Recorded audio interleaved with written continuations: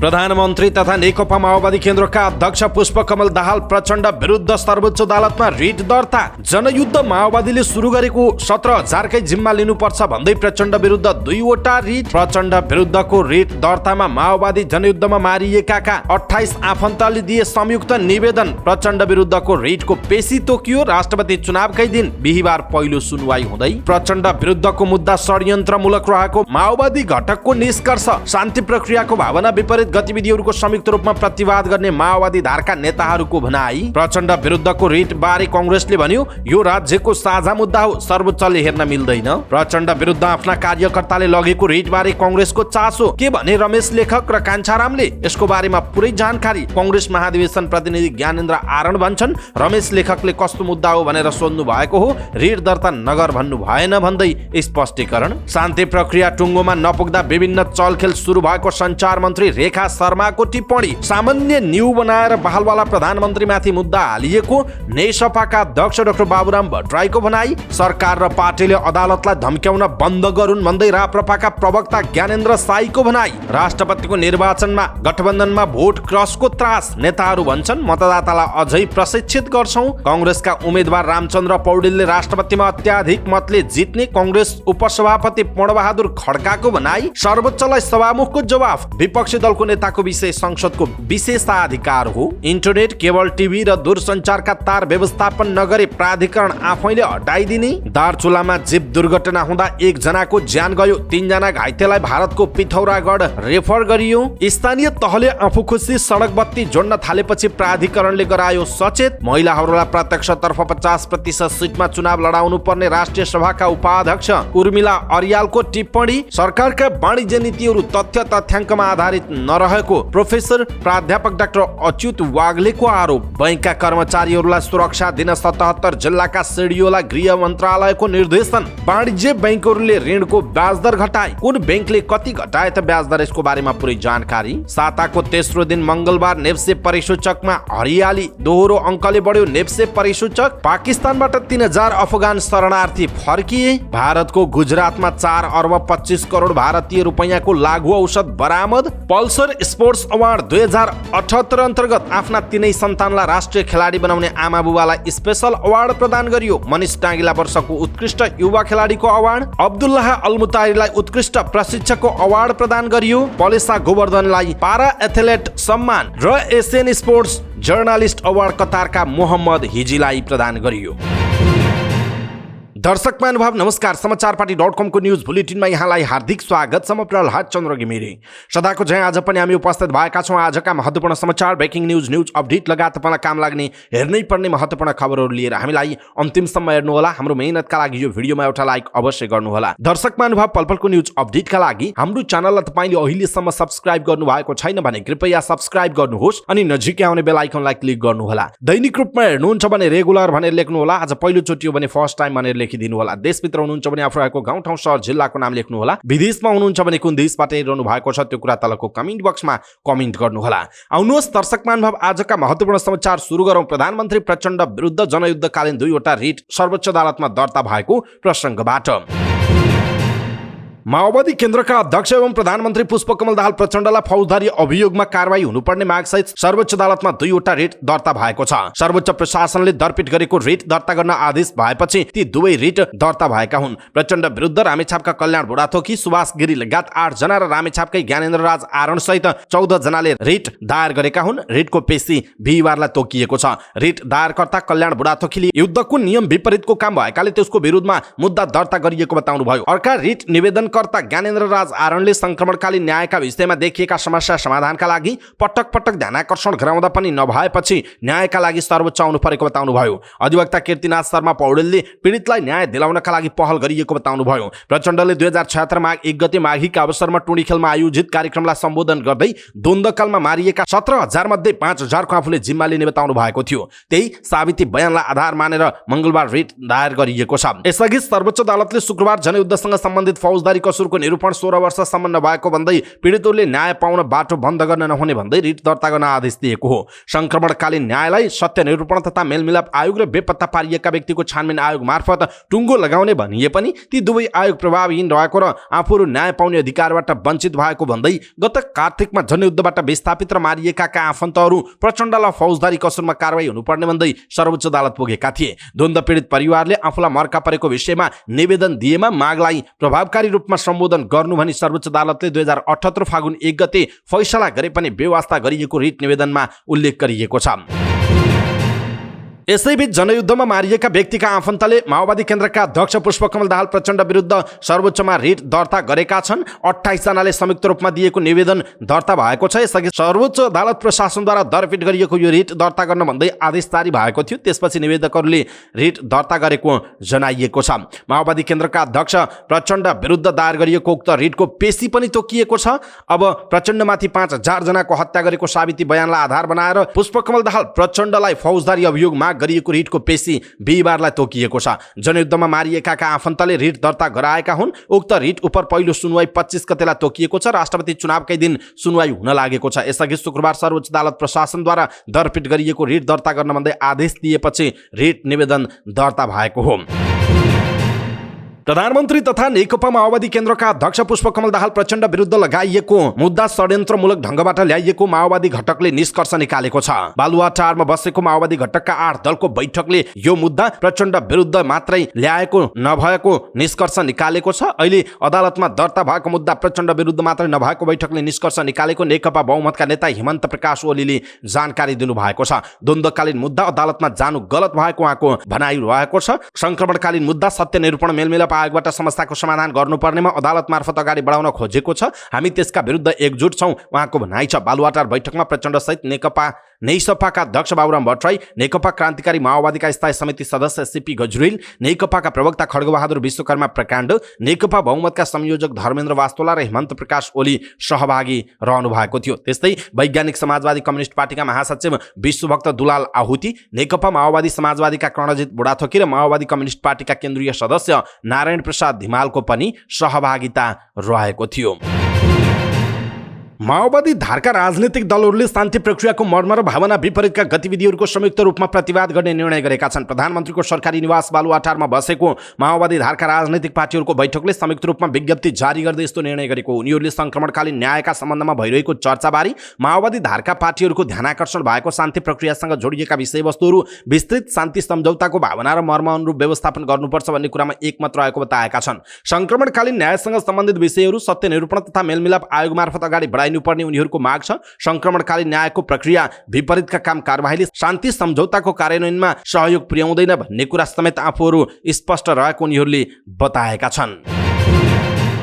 यसैबीच नेपाली कांग्रेसले द्वन्द्वकालीन मुद्दा सर्वोच्च अदालतले हेर्न नमिल्ने बताएको छ। प्रधानमन्त्री प्रचण्ड विरुद्ध सर्वोच्च अदालतमा रिट परेपछि बसेको 9 दलीय गठबन्धनको बैठकपछि नेपाली कांग्रेसका प्रमुख सचेतक रमेश लेखक द्वन्द्व मुद्दा संक्रमणकालीन न्यायकै प्रबन्धबाट समाधान हुनुपर्ने बताउनु भएको छ।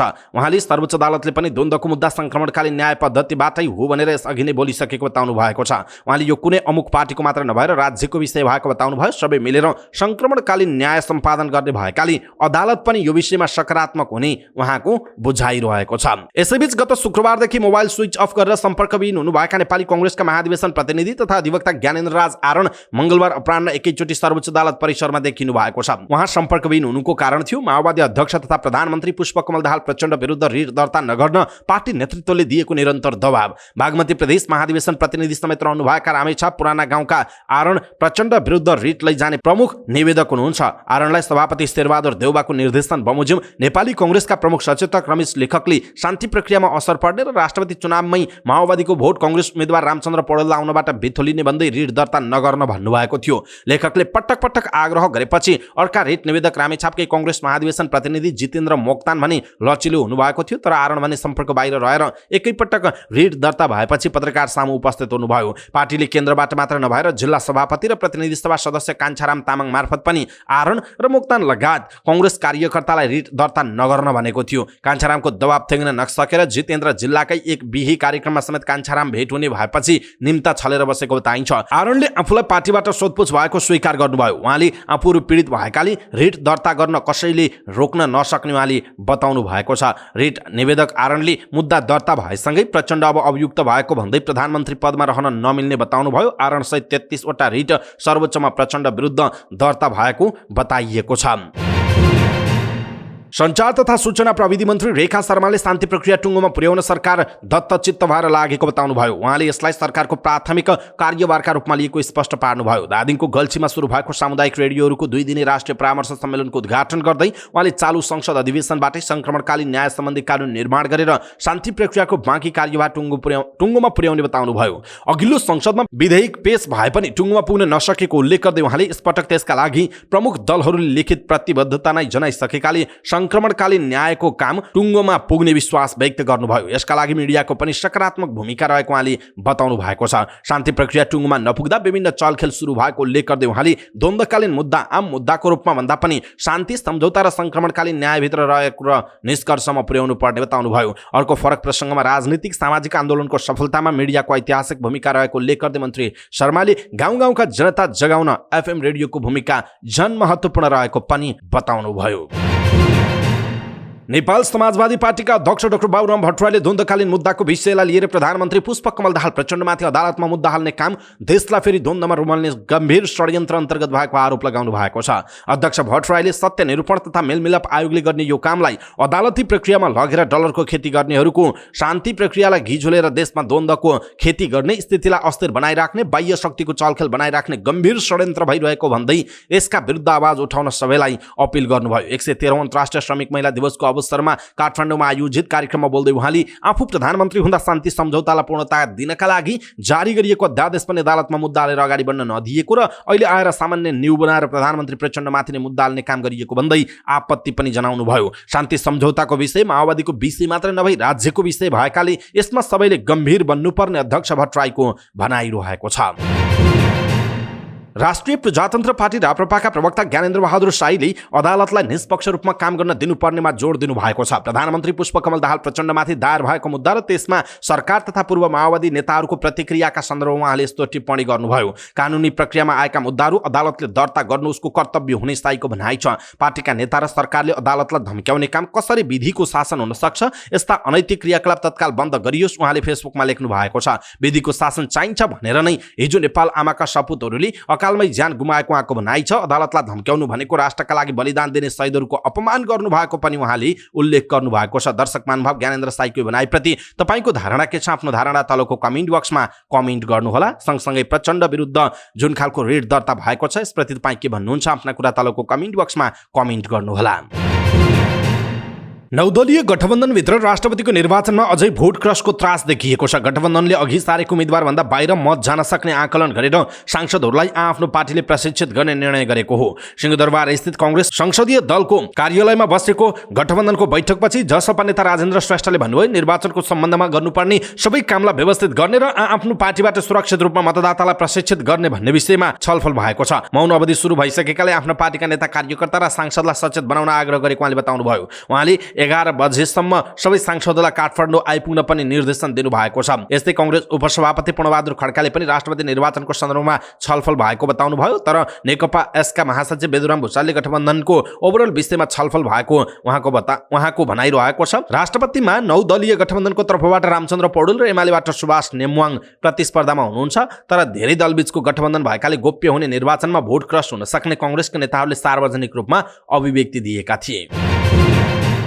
नेपाली कांग्रेसका उपसभापति पूर्णबहादुर खड्काले राष्ट्रपतिमा 9 दलीय गठबन्धनको तर्फबाट उम्मेदवार बन्नुभएका नेपाली कांग्रेसका वरिष्ठ नेता रामचन्द्र पौडेलले अत्याधिक मतले जित्ने दावी गर्नुभएको छ। कांग्रेस संसदीय दलको कार्यालय सिंहदरबारमा बसेको 9 दलीय गठबन्धनको राष्ट्रपतिको निर्वाचनका लागि बनेको कार्यदलको बैठकपछि सञ्चारकर्मीसँग कुराकानी गर्दै उपसभापति खड्काले यस्तो दावी गर्नुभएको हो। उहाँले बैठकमा 25 गते हुने राष्ट्रपति निर्वाचनको सन्दर्भमा छलफल भएको बताउनुभयो। उहाँले राष्ट्रपति निर्वाचनको व्यवस्थापन सम्बन्धीका बारेमा छलफल भएको बताउनुभयो। उहाँले गठबन्धनकै बलमा आगामी दिनमा 9 दलीय गठबन्धनलाई व्यापक र विस्तार गर्दै जाने पनि बताउनु भएको छ। सभामुख देवराज घिमिरेले प्रमुख विपक्षी दलको नेताका सन्दर्भमा परेको रिटको जवाफ पठाउनु भएको छ। सर्वोच्च अदालतमा पठाइएको जवाफमा प्रमुख विपक्षी दलको नेताको विषय संसदको विशेषाधिकार भएको उल्लेख छ। यो विषय प्रमुख विपक्षी दलका नेताबारे उठेको प्रश्न निरूपण गर्न हामी सक्षम छौं, अदालतले भनिदिइरहनु पर्दैन। सर्वोच्च अदालतमा पठाइएको जवाफबारे एक अधिकारीले भनेका छन्, यो संसदको विशेषाधिकार हो, यो संसदले आन्तरिक रूपमा व्याख्या गर्ने विषय हो। सभामुख घिमिरेले कुनै विषय र सन्दर्भमा जाहेर गरेको मत सधैँ त्यही अवस्थामा रहन्छ भन्ने पनि नहुने जिकिर गर्नु भएको छ। परिस्थिति अनुसार अवस्था र सन्दर्भका आधारमा जाहेर मत परिवर्तन गर्न सक्ने भएकाले प्रस्तुत निवेदन खारेज हुनु मनासिब हुन्छ। संघीय संसद सचिवालयका अधिकारीहरूका अनुसार जवाफमा लेखिएको छ। अर्थात् परिस्थितिका आधारमा र संसदको विशेषाधिकार भएको आधारमा पनि प्रमुख विपक्षी दलको नेताको विवाद सम्बन्धी रिटको औचित्य सकिएको सभामुख घिमिरेको जिकिर रहेको छ। अधिवक्ता विमल प्रसाद पोखरेलले गत माघ 24 गते नेपाली कांग्रेस संसदीय दलका नेता शेरबहादुर देउवालाई विपक्षी दलको नेता नबनाउन माग गर्दै सर्वोच्चमा रिट दिनुभएको थियो। नेपाल विद्युत प्राधिकरणले विद्युतीय पोल प्रयोग गरी अव्यवस्थित तानिएका र प्रयोगमा नरहेका अनावश्यक तार तत्काल व्यवस्थापन गर्ने इन्टरनेट, केबल टिभी र दूरसञ्चार सेवा प्रदायकलाई अनुरोध गरेको छ। यसको पालना नभए प्राधिकरण आफैले तार हटाइदिने चेतावनी समेत दिएको छ। प्राधिकरणले यसअघि कार्तिक 15 र पुस 18, 2079 मा यस्तै अनुरोध गरेको थियो। सो निर्देशनको पालना नभएको भन्दै प्राधिकरणले मंगलबार यस्तो चेतावनी दिएको छ। पछिल्लो समय अव्यवस्थित तार हटाउन स्थानीय तह समेत अग्रसर भएका छन्। यस्ता तार हटाएर शहरी सुन्दरता कायम राख्न, आगलागी लगायतका विद्युतीय दुर्घटना न्यूनीकरण गर्दै भरपर्दो विद्युत सेवा उपलब्ध गराउन समेत प्राधिकरणले सरोकारवालालाई अनुरोध गरेको जनाइएको छ। दार्चुलामा जीप दुर्घटनामा परि एकजनाको ज्यान गएको छ। दुर्घटनामा घाइते भएकी भारतको पिथौरागढ जिल्लाको दार्चुला सिमखोला बस्ने 60 वर्षीय कालीदेवी नेघीको जिल्ला अस्पताल दार्चुलामा उपचारका क्रममा ज्यान गएको प्रहरीले जनाएको छ। दुर्घटनामा घाइते भएका अन्य 3 जनालाई उपचारका लागि भारतको पिथौरागढ रेफर गरिएको दार्चुलाका प्रहरी नायब उपरीक्षक डीएसपी तर्कराज पाण्डेयले जानकारी दिनुभयो। जीपमा 9 जना भारतीय नागरिक सवार रहेको प्रहरीले जनाएको छ। मंगलबार बिहान मध्य प्रदेश 03000340 नम्बरको जीप महाकाली नगरपालिका 4 बाङ्गाबगर खानेपानी ट्याङ्की नजिक लास्कु खोलामा खसेको थियो। उनीहरू डुङ्गरी मन्दिरमा पूजापाठ गर्न गएको बुझिएको छ। स्थानीय तहले आफू खुसी सडक बत्ती जोड्न थालेपछि नेपाल विद्युत प्राधिकरणले सचेत गराएको छ। स्थानीय तहले प्राधिकरणको सहमति नलिई सडक बत्ती जडान गर्दा विद्युत शक्ति मापन हुन नसकेको भन्दै प्राधिकरणले यसो नगर्न भनेको छ। एकातर्फ विद्युत शक्तिको मापन नहुने र अर्कोतर्फ मापन नभएको विद्युतको बक्यौता भुक्तानी नभएको भन्दै प्राधिकरणले त्यसो नगर्न स्थानीय तहहरूलाई सचेत गराएको छ। पछिल्लो समय देशैभर उज्यालो अभियान भन्दै सडक बत्ती जडान गर्ने र बाल्ने क्रम बढ्दै गएको छ। यसरी बत्ती बाल्दा नेपाल विद्युत प्राधिकरण अन्तर्गत वितरण केन्द्रको सहमति लिएर मात्र प्राधिकरणको विद्युत लाइनबाट सडक बत्ती राख्न प्राधिकरणले सचेत गराएको छ। राष्ट्रिय सभा उपाध्यक्ष उर्मिला अर्यालले महिलाहरूलाई प्रत्यक्षतर्फ 50% सिटमा चुनाव लड्न पाउने व्यवस्था ल्याउनु पर्ने बताउनु भएको छ। राष्ट्रिय महिला आयोगको 21औं स्थापना दिवस तथा 113औं अन्तर्राष्ट्रिय श्रमिक महिला दिवसको अवसरमा काठमाडौँमा आयोजित शुभकामना आदान प्रदान कार्यक्रमलाई सम्बोधन गर्दै उहाँले प्रत्यक्षतर्फ 50% सिटमा महिलाहरू चुनाव लड्न पाउने व्यवस्था ल्याउनु पर्ने बताउनुभयो। उहाँले स्थानीय तह, प्रदेश सभा र संघीय संसद सबै ठाउँमा 50% उम्मेदवार पुरुष र 50% उम्मेदवार महिला हुनुपर्ने बताउनुभयो। नेपालमा पुरुषको भन्दा महिलाहरूको संख्या बढी रहेको उल्लेख गर्दै उहाँले महिलाहरू 33% प्रतिनिधित्वमा मात्रै सीमित हुन नहुने बताउनुभयो। उपाध्यक्ष अर्यालले राज्यका निकायहरूको प्रमुख पदहरूमा महिलाहरूको प्रतिनिधित्व पनि कम भएको भन्दै प्रमुख पदहरूमा महिला प्रतिनिधित्व गराउनतर्फ ध्यान दिनुपर्ने बताउनुभयो। उहाँले महिलाहरूलाई समानुपातिकबाट प्रतिनिधित्व गराउँदा उसको योगदान र इतिहासलाई समेत अवमूल्यन गरेर आरोप लगाउने गरिएको बताउनुभयो। उहाँले प्रत्यक्षतर्फ महिलाहरूलाई 40% उम्मेदवार बनाउँदा आर्थिक चलखेलका घटना घट्ने र निर्वाचन प्रणालीमा शुद्धिकरण समेत हुने बताउनु भएको छ। अर्थविद तथा काठमाडौँ विश्वविद्यालयका प्रोफेसर प्राध्यापक डाक्टर अच्युत वाग्लेले सरकारका वाणिज्य नीतिहरू तथ्य तथ्याङ्कमा आधारित नभएको बताउनु भएको छ। काठमाडौँ विश्वविद्यालय र विश्व व्यापार संगठनले आयोजना गरेको व्यापार खुलापनले ल्याउने आर्थिक विकास र व्यवसायको दिगोपन सम्बन्धी पहिलो अन्तर्राष्ट्रिय सम्मेलनमा बोल्दै उहाँले यस्तो बताउनु भएको हो। उहाँले सरकारले बनाउने वाणिज्य नीतिहरू तथ्य तथ्याङ्कमा आधारित बनाउन सहयोग मिल्ने सम्मेलनको उद्देश्य रहेको बताउनुभयो। उहाँले नेपालमा उत्पादन भएका वस्तुहरूको विदेशमा निर्यात बढाउनका लागि वाणिज्य नीति तथ्य तथ्याङ्कमा आधारित भएर बनाउन आवश्यक रहेको बताउनु भएको हो। उहाँले तथ्य तथ्याङ्कमा आधारित भएको नीति नबनाएसम्म नेपालबाट विदेशमा कति वस्तुहरू निर्यातको सम्भावना छ र कहिलेसम्म कति निर्यात भएको छ भन्ने विषयमा जानकारी हुने बताउनु भएको छ। उहाँले सम्मेलनमा सरकारले बनाएका वाणिज्य नीतिहरू किन प्रभावकारी नभएको भन्ने बारेमा एउटा कार्यपत्र पनि प्रस्तुत गर्नु भएको थियो। गृह मन्त्रालयले 77वटै जिल्लाका सिडिओलाई बैंक तथा वित्तीय संस्थाका कर्मचारीको सुरक्षामा अलर्ट रहन निर्देशन दिएको छ। बैंक तथा वित्तीय संस्थाका कर्मचारीले व्यक्तिगत सुरक्षामा चुनौती आएको भन्दै सुरक्षाको माग गरेपछि गृहले यस्तो निर्देशन दिएको हो। बैंक तथा वित्तीय संस्थाका कर्मचारीमाथि अवांछित गतिविधि हुन थालेपछि निर्देशन दिएको मन्त्रालयका प्रवक्ता जितेन्द्र बस्नेतले जानकारी दिनुभयो। उहाँले भन्नुभयो, सहकारी लघुवित्त बैंक तथा वित्तीय संस्थाका कर्मचारीमाथि अवांछित क्रियाकलाप बढेपछि हामीले त्यस्तो क्रियाकलाप नियन्त्रण गर्न सिडिओ कार्यालयलाई भनेका छौं। साथै प्रहरी प्रधान कार्यालय मार्फत पनि परिपत्र गरिएको छ। उहाँको भनाइ छ, जाजरकोटमा लघुवित्त संस्थाका कर्मचारीलाई कालोमुसो दलेको, मोरङमा जीवन विकास लघुवित्तका कर्मचारी कोटिएको घटनासँगै बैंकिङ क्षेत्रका कर्मचारी त्रसित छन्। परिचय पत्र र गाडीमा लगाइएको स्टिकर समेत झिकेर हिँड्न बाध्य भएको बैंकर्सको गुनासो छ। पछिल्लो समय व्यवसायी दुर्गा प्रसाईले आफ्नो अभियानमा बैंकको ऋण नतिर्न उकासेको भन्दै यसले अझ उशृङ्खल गतिविधि बढेको उनीहरूको तर्क छ। व्यवसायी लघुवित्तका ऋणीहरूले ऋण नतिर्ने, लघुवित्त संस्था नै खारेज गर्नुपर्ने भन्दै आन्दोलन समेत गरिरहेका छन्। सहकारी क्षेत्रमा पनि लाखौं बचतकर्ता पीडित बनेको एकपछि अर्को समाचार बनिरहेको छ। वाणिज्य बैंकहरूले ऋणको ब्याज दर घटाएका छन्। उच्च ब्याज दरले आक्रान्त भएको भन्दै केही ऋणीहरूले बैंक विरुद्ध आन्दोलन समेत गरेका थिए। ब्याज दर घटाउन अर्थ मन्त्रालय र नेपाल राष्ट्र बैंक समेत गुहारेका उनीहरूलाई बैंकले ब्याज दर घटाएपछि केही राहत पुग्ने बताएका छन्। सानीमा बैंकले आधार दरमा लिने गरेको अतिरिक्त प्रिमियममा 2% घटाएको छ। बैंकका प्रमुख कार्यकारी अधिकृत सीईओ निश्चलराज पाण्डेले यसअघि 6% प्रिमियम लिने गरेकोमा अब 4% भन्दा बढी नलिने गरी व्यवस्था गरिएको बताउनु भएको छ। प्रिमियमसँगै ऋणको ब्याज दर पनि केही घटेको जनाइएको छ। सिटिजन बैंकले पनि प्रिमियम घटाएको छ। बैंकका प्रवक्ता नारायण अधिकारीले प्रिमियम घटेको बताउनु भयो। सिटिजन्सले आधार दरमा 6% प्रिमियम जोडेर ब्याज दर लिँदै आएको थियो। उसको आधार दर 11.39% छ। उसले 2% प्रिमियम घटाएको जनाएको छ। त्यस्तै एभरेस्ट बैंकले 1% प्रिमियम घटाएको छ। उसले आधार दरमा 5% प्रिमियम जोडेर ब्याज लिँदै आएको थियो। एभरेस्टको आधार दर 9.86% छ। बैंकहरूले प्रिमियम घटाएसँग ब्याज दर पनि घट्ने संकेत दिएका छन्। प्रिमियम घटाएका बैंकहरूले ऋणलाई ब्याज दर घटेको जानकारी दिएका छन्। साताको तेस्रो दिन मंगलबार नेप्से दोहोरो अङ्कले बढेको छ। नेप्से परिसूचक 14.41 अङ्कले बढेर 1952.66 बिन्दुमा कायम भएको छ। आइतबार बजार 30.77 अङ्कले घटेर 1952.25 बिन्दुमा बन्द भएको थियो। मंगलबार 40,59,149 किता शेयरको खरिद बिक्री हुँदा बजारमा 1,20,44,09,411 रुपैयाँ बराबरको कारोबार भएको छ। त्यस्तै सर्वाधिक नाफा कमाउनेमा क्रमशः Shubham power limited, super Madi hydro power, Siddhartha investment growth र इमर्जिङ नेपाल रहेका छन्। सर्वाधिक गुमाउनेमा क्रमशः सिवाइसी नेपाल लघुवित्त वित्तीय संस्था, नवेल इक्विटी फन्ड, संमित लघुवित्त वित्तीय संस्था र कुमारी धनवृद्धि रहेका छन्। त्यसैगरी शुभम पावर लिमिटेडको शेयर मूल्यमा सकारात्मक सर्किट लागेको छ। कारोबारका आधारमा साल ट्रेडिङ कर्पोरेसन 12,07,85,503 रुपैयाँ बराबरको कारोबार गरेर शीर्ष स्थानमा छ। मंगलबार बजार पुँजीकरण 28 खर्ब 28 अर्ब रुपैयाँ रहेको जनाइएको छ। छिमेकी राष्ट्र पाकिस्तानबाट सोमबार 3,000 जना अफगान शरणार्थी स्वदेश फर्किएका छन्। अफगानिस्तानको शरणार्थी तथा स्वदेश फिर्ता मामिला मन्त्रालयले मंगलबार जारी गरेको विज्ञप्तिमा यो कुराको जानकारी दिएको छ। मन्त्रालयका अनुसार अफगानिस्तानमा शरणार्थी फिर्ता गर्ने प्रक्रिया चलिरहेको छ। 25 लाख भन्दा बढी दर्ता भएका अफगान शरणार्थीहरू पाकिस्तानमा बस्दै आएका छन्। त्यस्तै संख्यामा इरानमा पनि रहेका छन्। विगत 6 महिनामा 2,70,000 भन्दा बढी अफगान शरणार्थी इरानबाट फर्किएको जनाइएको छ। भारतको गुजरातमा 4 अर्ब 25 करोड भारतीय रुपैयाँको लागू औषध बरामद भएको छ। भारतीय तट रक्षकको सुरक्षा बलले गरेको संयुक्त खोज तलासका क्रममा 4 अर्ब 25 करोड भारु बराबरको 61 किलो खैरो हेरोइन बरामद गरेको बीबीसी हिन्दीले जनाएको छ।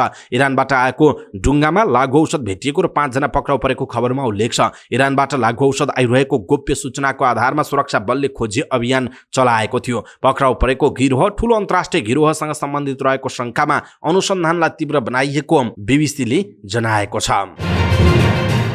पल्सर स्पोर्ट्स अवार्ड 2078 अन्तर्गत स्पेशल अवार्ड दानबहादुर तामाङ र मायादेवी मोक्तानलाई प्रदान गरिएको छ। नेपाल खेलकुद पत्रकार मञ्चको आयोजनामा भएको अवार्ड समारोहमा ब्याडमिन्टनका नेपाल च्याम्पियन रत्नजित तामाङ, सरादेवी तामाङ र नङसल देवी तामाङका बुबाआमा दानबहादुर र मायादेवीलाई स्पेशल अवार्ड प्रदान गरिएको हो। आफ्ना तीनै सन्तानलाई राष्ट्रिय खेलाडी बनाउने उक्त बुबाआमालाई सम्मान गरिएको जनाइएको छ। नेपाली ब्याडमिन्टनमा एक छत्र राज गर्न सफल 3 जना यी दिदी भाइलाई सफलता दिनवालाका लागि दानबहादुर र मायादेवी पर्दा पछाडिबाट नायक बनेका थिए। नेपालमै आफ्ना छोराछोरीलाई खेलकुदमा राख्न प्रेरित गर्ने कमै अभिभावक रहेका बेला भोजपुरका यो जोडी यस्ता अभिभावक हुन् जसले ब्याडमिन्टन खेल्नका लागि मैदान बनाउनेदेखि अरूलाई प्रेरणा दिने काम समेत गरेका छन्। भोजपुर बजारका दानबहादुरले त आफैले खेल मैदान बनाउनु भयो, आफैले प्रशिक्षण दिए र छोराछोरीलाई नेपालका चर्चित च्याम्पियन बनाउनु भयो। त्यति मात्र होइन, भोजपुरलाई पनि ब्याडमिन्टन खेलाडी उत्पादन हुने ठाउँको रूपमा परिचित गराउनु भयो। सुरुमा उहाँ आफ्ना कलिला नानीहरूलाई खेलाउँदा लैजाँदा गाउँलेहरूले दानबहादुरले छोराछोरी बिगार्ने भए भनेर जिस्क्याउने गरेका थिए। दानबहादुर ब्याडमिन्टनमा बेसरी डुब्नुमा विशेष घटना पनि छ जसबाट उहाँले एक लिएर काम गर्नुभयो। हिजो छोराछोरी बिगारे भन्ने गाउँलेहरू अहिले उहाँको सफलता देखेर छक्क परेका छन्। छोराछोरीलाई राम्रो खेलाडी बनाउने सपना देख्नेहरू अरू पनि छन्, तर दानबहादुर मायादेवी दम्पतिको योगदान भने अरूभन्दा अलग र स्पेशल रहेको छ। विराटनगरमा खेल्न जाँदा इन्डोर हल नभएको ठाउँमा खेलाडी कसरी खेल्छन् भनेर उनलाई एकजना वरिष्ठ प्रशिक्षकले नमज्जाले जिस्काएछन्। त्यहाँबाट एक बोकेर भोजपुर फर्किनुभएका दानबहादुरले त्यसपछि भयङ्कर मेहनत गर्नुभयो। इन्डोर हल नभए पनि छोराछोरीलाई राम्रो खेलाडी बनाउने प्रण लिनुभयो। दिनरात नभनी लाग्नुभयो। आफू प्रशिक्षक हुनुहुन्थेन तर त्यो कला सिक्नुभयो। यसको परिणाम अर्को खेलमा विराटनगर पुग्दा सरादेवीले अन्तर्राष्ट्रिय खेलाडी भनिएका प्रतिद्वन्दीलाई शून्यमा पराजित गरिदिनु भयो। त्यहाँबाट सुरु भएको जितको सिलसिला सरादेवी रत्नजित हुँदै नङसल देवी तामाङसम्म जारी रहेको छ। दानबहादुरले 3 दशक लामो यो अभियानमा शिक्षक पेसाका आफ्ना सबै तलब सुहा पार्नुभयो। 12 वर्ष त भोजपुर जिल्ला ब्याडमिन्टन सङ्घको अध्यक्ष नै बनेर सेवा गर्नुभयो। आफ्नो सन्तानलाई च्याम्पियन बनेको देख्ने यो जोडीको चाहना छोराछोरीले पनि पुरा गरे। दानबहादुर दम्पति अब खुसी छन्। शिक्षण पेसाबाट रिटायर भइसक्नुभएका उहाँ अहिले पनि भेन्ट्रान्स ब्याडमिन्टन खेल्न देशभर डोलिरहनुहुन्छ। उनै दानबहादुर र उहाँका धर्मपत्नीलाई स्पेशल अवार्ड प्रदान गरिएको छ। दर्शक महानुभाव, यसप्रति तपाईँको धारणा के छ? आफ्नो धारणा तलको कमेन्ट बक्समा कमेन्ट गर्नुहोला। नेपाली राष्ट्रिय फुटबल टिमका मिडफिल्डर मनिष डाङ्गीले नेपाल खेलकुद पत्रकार मञ्च NSGF अवार्ड 2078 को वर्ष उत्कृष्ट युवा खेलाडी घोषित हुनु भएको छ। मंगलबार प्रज्ञा प्रतिष्ठानमा भएको वर्ष युवा खेलाडीको घोषणामा राष्ट्रिय टिमका मिडफिल्डर मनिषले बाँकी 4 खेलाडीलाई पछि पार्नुभयो। उहाँले युवा खेलाडीको मनोनयनमा परेका फुटबलका प्रीति राई, बक्सिङका छेरिङ वाङदी शेर्पा, ब्याडमिन्टनका रसिला महर्जन र भलिबलका उषा भण्डारीलाई पछि पार्दै युवा वर्ष खेलाडीको अवार्ड जित्नु भएको हो। युवा वर्ष खेलाडी चुनिनु भएका उहाँले एक थान पल्सर मोटरसाइकल प्राप्त गर्नु भएको छ। डाङ्गीले अन्तर्राष्ट्रिय फुटबलमा डेब्युमा एसियाकै हेभीवेट इराक विरुद्ध दर्शनीय गोल समेत गर्नु भएको थियो। यसैबीच फुटबलका अब्दुल्लाह अलमुताइरी वर्ष 2078 को उत्कृष्ट प्रशिक्षक चुनिनु भएको छ। अलमुताइरीले उत्कृष्ट प्रशिक्षकको अवार्ड पाउनु भएको हो। अवार्डका लागि अलमुताइरीसँगै क्रिकेटका अस्ट्रेलियन डेभ वाटमोर, पारा तेक्वान्दाका कविराज नेगी, बक्सिङका दीपक महर्जन र भलिबलका जगदीश भट्ट मनोनयनमा पर्नु भएको थियो। उहाँहरूलाई पछि पार्दै अवार्ड जित्नुभएका अलमुताइरीले पल्सर मोटरसाइकल पुरस्कार पाउनु भएको छ। यसैबीच पलेसा गोवर्धनले पल्सर स्पोर्ट्स अवार्ड 2078 अन्तर्गत पारा एथलेट सम्मान अवार्ड प्राप्त गर्नु भएको छ। प्रज्ञा भवन कमलादीमा भएको अवार्ड अन्तर्गत पलेसालाई पारा एथलेटिक्स सम्मान प्रदान गरिएको हो। वर्ष 2078 मा गरेको प्रदर्शनका आधारमा पलेसालाई उत्कृष्ट अवार्ड प्रदान गरिएको हो। जापानमा भएको पारा ओलम्पिकमा 2 वाउड जित्दै पलेसा पदक नजिक पुगेको जनाइएको छ। यसैबीच पल्सर स्पोर्ट्स अवार्ड 2078 अन्तर्गत एसियन स्पोर्ट्स जर्नालिस्ट अवार्डमा कतारका मोहम्मद हिजीलाई प्रदान गरिएको छ। खेलकुदको सबैभन्दा ठूलो अवार्ड समारोह पल्सर स्पोर्ट्स अवार्डमा हिजीलाई एसियन स्पोर्ट्स जर्नालिस्ट अवार्ड प्रदान गरिएको हो। मोहम्मद हिजीसँग खेलकुद पत्रकारितामा 3 दशकभन्दा बढी समय काम गरेको अनुभव छ। एसिया क्षेत्रकै लिडिङ स्पोर्ट्स जर्नालिस्टको रूपमा रहेका हिजी विश्व खेलकुदको सर्वोच्च संस्था AIPS मा 3 कार्यकाल उपाध्यक्ष समेत रहेका थिए। कतारी नागरिक हिजीले 1990 मा खेलकुद पत्रकारिता सुरु गरेका थिए। उनले Al Sharq, Al Raya, Al Watan, Al Arab र लुसेस जस्ता पत्रिकामा काम गरिसकेका छन्। हिजीले Olympic, FIFA world cup, Asian games जस्ता ठूला स्पोर्ट्स इभेन्टको रिपोर्टिङ गरिसकेका छन्। यसैबीच भलिबल खेलाडी अरुणा साई वर्षको उत्कृष्ट खेलाडी बनेकी छिन्। नेपाल खेलकुद पत्रकार मञ्चले गरेको स्पोर्ट्स अवार्ड अन्तर्गत गत वर्ष गरेको प्रदर्शनका आधारमा उनलाई उत्कृष्ट महिला खेलाडीको अवार्ड प्रदान गरिएको हो। त्यस्तै ओलम्पियन रघुराज वन्तलाई लाइफ टाइम अचिभमेन्ट अवार्ड प्रदान गरिएको छ। दीपक अधिकारीले 16औं एसियन क्रस कन्ट्रीमा ऐतिहासिक स्वर्ण जितेका छन्। गोकर्ण फरेस्टमा भएको च्याम्पियनसिपको सिनियर पुरुष 10 किलोमिटरमा दीपकले स्वर्ण जितेको बताइएको छ। नेपालले पहिलो पटक क्रस कन्ट्रीमा स्वर्ण जितेको हो। 13औं दक्षिण एसियाली खेलकुदका कांस्य पदक विजेता तथा 9औं राष्ट्रिय खेलकुदका स्वर्णधारी दीपकले 33 मिनेट 52.070 सेकेन्डमा दौड पूरा गर्दै स्वर्ण पदक जितेको जनाइएको छ। अवस्था दर्शक महानुभाव आजका महत्त्वपूर्ण समाचार ब्रेकिङ न्युज अपडेट लगायत तपाईँलाई काम लाग्ने महत्त्वपूर्ण समाचारहरू यति नै हामीले प्रस्तुत गरेका समाचारहरूप्रति तपाईँको धारणा के छ आफ्नो धारणा तलको कमेन्ट बक्समा कमेन्ट गर्नुहोला। हाम्रो मेहनतका लागि यो भिडियोमा एउटा सानो लाइक अवश्य गर्नुहोला। दर्शक महानुभाव पलपलको न्युज अपडेटका लागि हाम्रो च्यानललाई तपाईँले अहिलेसम्म सब्स्क्राइब गर्नुभएको छैन भने कृपया सब्स्क्राइब गर्नुहोस् अनि नजिकै आउने बेल आइकनलाई क्लिक गर्नुहोला। पलपलको न्युज अपडेटका साथ फेरि हाम्रो भेट हुनेछ। तपाईँ समाचार पार्टी हेर्दै गर्नुहोस्। नमस्कार।